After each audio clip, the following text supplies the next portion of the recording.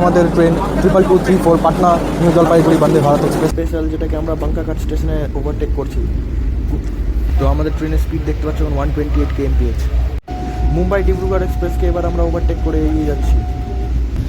তো এবার এসে গেছি আমরা রাজেন্দ্রপুর গঙ্গা নদীর উপরে যে বৃষ্টি রয়েছে। আমাদের লাঞ্চ চলে এসছে। এবার আমরা ক্রস করছি সাহারসা রাজ্য রানী এক্সপ্রেস। এই হচ্ছে আজকে আমাদের train 2234 Patna new Jalpaiguri Vande Bharat express. আর এই বন্দে ভারতটি one of the smallest Vande Bharat ইন্ডিয়ার মধ্যে, কারণ এতে মোট 8টি কোচ রয়েছে, 7টি C7 এবং একটি E1 কোচ রয়েছে। আর আমাদের কোচটি রয়েছে C7 একদম শেষে। এটি পাটনা থেকে NGP অবধি 473 কিলোমিটার জার্নি কভার করে মাত্র 7 ঘন্টা সময়ে। আর আমাদের আজকে জার্নি হবে পাটনা থেকে NGP পর্যন্ত, যার ডিস্টেন্স রয়েছে 288 কিলোমিটার। আর এটি কভার করতে আমাদের ট্রেনের সময় লাগবে মাত্র 4.5 ঘন্টা, যার ফেয়ার পড়েছে আমাদের ফুড নিয়ে 1050 রুপিস। আর পৌঁছে গেছি আমাদের কোচের কাছে। তো আমরা এখন ভেতরে যাই, যে আমাদের সিটটা দেখি।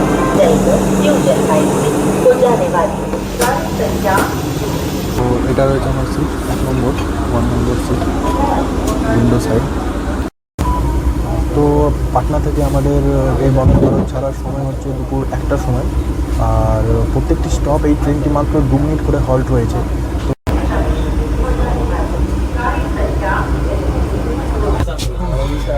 তো এটা দেখতে পাচ্ছ, ফুড টেবিল রয়েছে এখানে, ফুডের ট্রেটা রয়েছে, যে বেশ একটা এরকম গ্লাস হোল্ডার, এখানে খাবার রাখার। এখানে একটি পেপার বা বটল হোল্ডার যা ফেলতে পারো। আর ফুড স্ট্যান্ড রয়েছে। আর এই হচ্ছে আজকে জার্নির ভিউ। यात्रीगण कृपया ध्यान देंगे, ये न्यू जलपाईगुड़ी जाने वाली वंदे भारत है।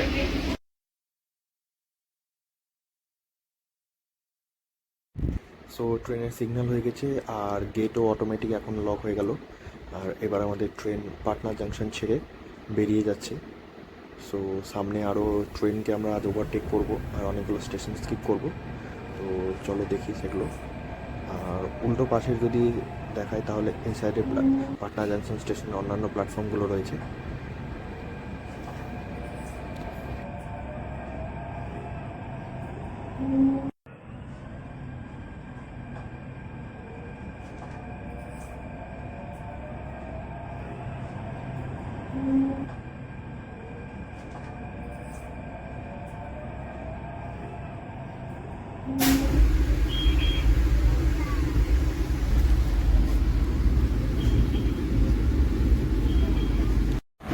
সো ট্রেনে সবাইকে এখন পেপার সার্ভ করা হচ্ছে। অ্যান্ড এই যে আমরা এখন ক্রস করছি হচ্ছে রাজেন্দ্রনগর টার্মিনাল। এটাও পাটনার আরেকটা ইম্পর্টেন্ট স্টেশন। পাটনা জাংশনের ক্রাউড কন্ট্রোলের জন্য এই স্টেশনটিকে চালু করা হয়েছিল। সো এটাও একটা ইম্পর্টেন্ট স্টেশন। আর বন্দে ভারত ও বাকি প্রিমিয়াম ট্রেনের মতন তুমি ফুড অপশন নাও না নাও, এই 1 লিটার ওয়াটার বটলটা সবাইকে সার্ভ করা হবে। আর এখন আমরা ক্রস করছি পাটনার গুলজারবাগ স্টেশন। আমাদের ট্রেনের এখানে স্টপেজ নেই, আমাদের নেক্সট স্টপেজ একদম রয়েছে পাটনা সাহেবে। के अंदर पटना साहिब स्टेशन पहुंचने वाली है। यात्रीगण के साथ एक्सप्रेस कुछ ही समय के अंदर पटना साहिब स्टेशन पहुंचने वाली है। धन्यवाद। তো আমাদের এখন অ্যারাইভাল হচ্ছে পাটনা সাহেব স্টেশনে। আমাদের ট্রেনের এখানে মাত্র 2 মিনিটের হল্ট রয়েছে। সো কুইকলি তোমাদেরকে স্টেশনের ব্যাপারে আমি বলে দিই। এই পাটনা সাহেব রেলওয়ে স্টেশনটি হচ্ছে ইস্ট সেন্ট্রাল রেলওয়ের আন্ডারে দানাপুর ডিভিশনের একটি NSG4 ক্যাটাগরি স্টেশন। আর এই স্টেশনে মোট 3টি প্ল্যাটফর্ম রয়েছে। আর এভরিডে এখানে প্রায় 123টি ট্রেন এসে এখানে হল্ট করে। আর এখান থেকে কোনো ট্রেন অরিজিনেট বা টার্মিনেট হয় না। সো মাত্র 3 মিনিট দাঁড়ানোর পরেই আমাদের ট্রেন এখন পাটনা সাহেব ছেড়ে বেরিয়ে যাচ্ছে। আর আপাতত ট্রেন একদম অন টাইম রয়েছে।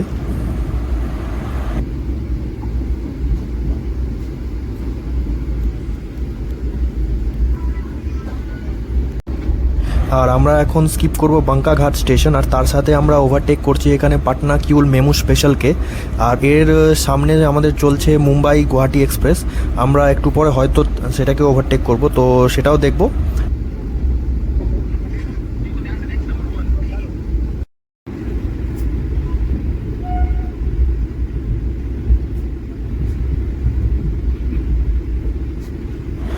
আর আমরা এখন স্কিপ করছি হচ্ছে ফতুয়া জাংশন স্টেশন। আর এর ঠিক আগে আগে আমাদের চলছে গুয়াহাটি মুম্বাই এক্সপ্রেস। তো দেখা যাক কতক্ষণে আমরা ওকে ওভারটেক করতে পারি।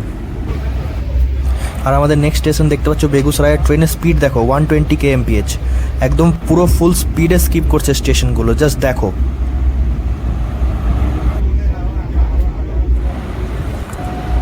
যেমনটা তোমাদের বলছিলাম 15945 মুম্বাই ডিব্রুগড় এক্সপ্রেস আমাদের আগে আগে চলছিল, এখন সেটিকে আমরা ওভারটেক করে বেরিয়ে যাচ্ছি ভক্তিয়ারপুর জাংশনে। আর এর ঠিক পরেই আমাদের দুপুরের যে লাঞ্চ সেটা সার্ভ করা হলো। সো ফটাফট দেখিনি লাঞ্চে কী রয়েছে। সো যেমনটা দেখতে পাচ্ছ এর মধ্যে রাইস রয়েছে, আর এটির মধ্যে আই থিঙ্ক পরোটা রয়েছে। আর আমার পাশের সিটটি খালি রয়েছে, তো এই ট্রেটি ওপেন করে নিই আর আমাদের এই দইটাকে এখন আপাতত এখানে রেখে দিই। এর মধ্যে আই থিঙ্ক সুইটস রয়েছে, হ্যাঁ এর মধ্যে গোলাপ জামুন রয়েছে, আর এর মধ্যে রয়েছে একটি আলু, ড্রাই সবজি একটি আলু। সো পরোটা, ডাল আর এই আলু সবজি দিয়ে ট্রাই করলাম, তো টেস্টটা বেশ ভালোই ছিল। আলুর ড্রাই যে আলুর সবজিটা আছে সেটাও টেস্টটা মোটামুটি ভালোই লাগছে, আর ডালটাও বেশ ঠিক রয়েছে। সো ওভারঅল আমার তো খুব ভালো লেগেছে। সো নেক্সট এবার রাইস ট্রাই করি। ডালটা তো আমার বেশ ঠিক আর ভালোই লেগেছে। সো এবার যে চিকেন কারি রয়েছে তার সাথে আমি ট্রাই করে দেখি। চিকেনটা ট্রাই করে আমার যা মনে হলো খুব একটা ভালো না, অ্যাভারেজ টাইপ বলা যায়। ওভারঅল লাঞ্চের ব্যাপারে যদি বলি তো মোটামুটি অ্যাভব অ্যাভারেজ ছিল, খুব ভালো না বাট ভালো। সো লাস্টে আমরা এই গোলাপ জামুনটা ট্রাই করি, এটা দেখে তো বেশ টেস্টি মনে হচ্ছে।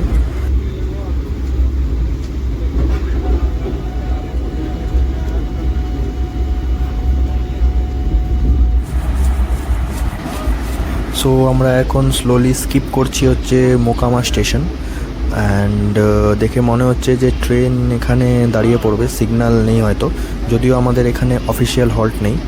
সো কুইকলি তোমাদের মোকামা স্টেশনের ব্যাপারেও বলে দিই, এটাও ইস্ট সেন্ট্রাল রেলওয়ের দানাপুর ডিভিশনে পড়ে, NSG 3 ক্যাটাগরি স্টেশন। টোটাল এখানে 3টি প্ল্যাটফর্ম আছে, আর প্রায় 152টি ট্রেন এখানে হল্ট করে, আর এখান থেকে 6টি ট্রেন অরিজিনেট আর 6টি ট্রেন টার্মিনেট হয়। আর আমাদের সিগন্যাল হয়ে যাওয়ার পর ট্রেন নেই, দেখতেই পাচ্ছ যে আমাদের এখন মোকামা থেকে বেরিয়ে যাচ্ছে ট্রেন।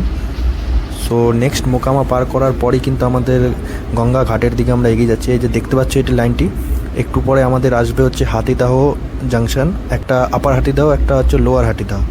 সো ওটারই কনস্ট্রাকশনের কাজ চলছিল সেখানে পেছনে। আর এই নিচের লাইনটি যে দেখতে পাচ্ছ এই লাইনটি হচ্ছে নিচে হচ্ছে হাতিদাহ জাংশন, আর আমরা যে উপরে রয়েছি এটা হচ্ছে আপার হাতিদাহ জাংশন। আর এর ঠিক পরেই আমরা এন্টার করছি হচ্ছে গঙ্গার ব্রিজ যে রয়েছে রাজেন্দ্র পুল, তার উপর দিয়ে আমরা এখন গঙ্গা নদীকে পার করব।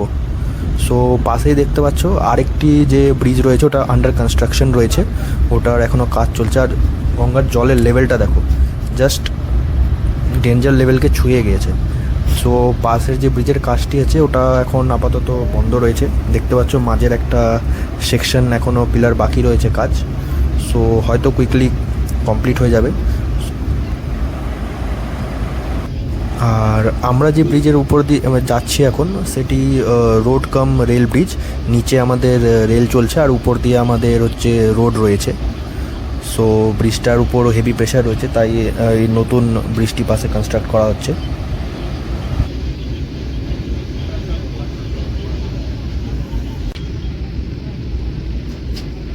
আর দূরে যে তোমরা ওই যে জল দেখতে পাচ্ছ সেটা অ্যাকচুয়ালি কোনো ঝিল বা বড় কোনো জলাশয় নয়, সেটা অ্যাকচুয়ালি যে গঙ্গায় যে ফ্লাড এসেছে তার কারণে চারদিকের যে গ্রামগুলো আছে সেগুলো প্রায় ডুবে গেছে। আগে তোমাদের রাস্তাতে দেখাবো যে কী অবস্থা।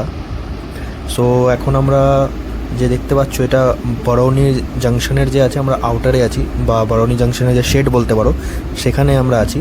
সো আমরা তো বারৌনি জাংশন এন্টার করব না, এই যে সোজা যে এই লাইনটি চলে যাচ্ছে এটা চলে যাচ্ছে বারৌনি জাংশনের দিকে। আর আমরা এখন বারৌনি জাংশনকে বাইপাস করে বাইপাস লাইনের দিয়ে বেরিয়ে যাব। আমরা যাব হচ্ছে নিউ বারৌনি জাংশন বলে একটা স্টেশন এখন বানানো হয়েছে বাইপাসের জন্য। সো আমরা এখন সেখানে যাব। আর এটা বানানোর কারণ হচ্ছে কারণ আগে যদি বারৌনি জংশন যেতে হতো তাহলে ওখান থেকে আবার রিভার্সাল নিয়ে এদিক দিয়ে আসতে হতো, অনেকটা ঘুরপথ পড়তো আর টাইমও লস হতো। সো সো সেই জন্য এই লাইনটি বানানো হয়েছে, যাতে আমরা বারৌনি জাংশনকে বাইপাস করে খুব তাড়াতাড়ি আমাদের নেক্সট স্টপ বেগুসরাইয়ের দিকে চলে যেতে পারি। সো এই যে পাশের লাইনটি দেখতে পাচ্ছ, এটা আসছে বারৌনি জাংশন থেকে।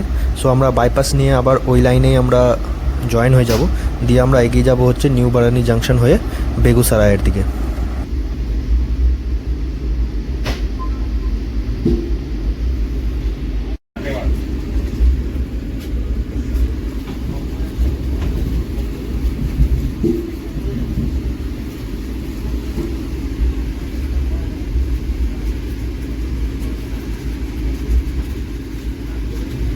We are approaching Begusarai. So finally আমরা আমাদের যে নেক্সট স্টপ বেগুসরাই, সেখানে আমাদের ট্রেনের অ্যারাইভাল হচ্ছে। মাত্র 2 মিনিটের হল্ট রয়েছে এখানেও। সো দেখা যাক, তোমাদের একটু বাইরে থেকে স্টেশনটা দেখাবো। সো চলো গেটের কাছেই যাই এখন, দিয়ে দেখি বাইরে কী অবস্থা। বাইরে তো প্রচণ্ড গরম রয়েছে, গেটের কাছে গেলেই বোঝা যায়। সো চলো গেটের কাছেই যাই। সো গেটের কাছে এসে দেখলাম একটি ছোট বাচ্চা, সে খাবার চাইছিল। তো আমাদের যে ট্রেনের প্যান্ট্রি স্টাফ রয়েছে, সে আমাদের যেগুলো মানে লাঞ্চের খাবার বেঁচে গিয়েছিলো, তার মধ্যে থেকে বেঁচে যাওয়া খাবারগুলো তাকে দিয়ে দিচ্ছে। তো যাই হোক, ফুডটা যাতে ওয়েস্ট না হোক কেউ। বেগুসরাই স্টেশনটি হচ্ছে ইস্ট সেন্ট্রালের সোনপুর ডিভিশনের আন্ডারে। মোট 3টি প্ল্যাটফর্ম রয়েছে। 122 ট্রেনে সেখানে হল্ট করে, আর কোনো ট্রেন টার্মিনেট বা অরিজিনেট হয় না। সো এই ভিডিওতে এখন এখানেই শেষ করছি। আর বেগুসরাই থেকে যে কাঠিয়ার অবধি পার্টটি, সেটা নেক্সট পার্টে আসবে। আর কাঠিয়ার থেকেও মালদার উদ্দেশ্যেও আমি একটা ট্রেন নেব, সেটাও সেই পার্টেই থাকবে। সো দেখা হবে তোমাদের সঙ্গে আবার নেক্সট পার্টে। এখন অবধি যদি ভিডিওটা দেখে থাকো আর ভিডিওটা যদি ভালো লেগে থাকে, তাহলে অবশ্যই লাইক শেয়ার সাবস্ক্রাইব করবে, আর কমেন্টে অবশ্যই জানাবে তোমাদের মতামত।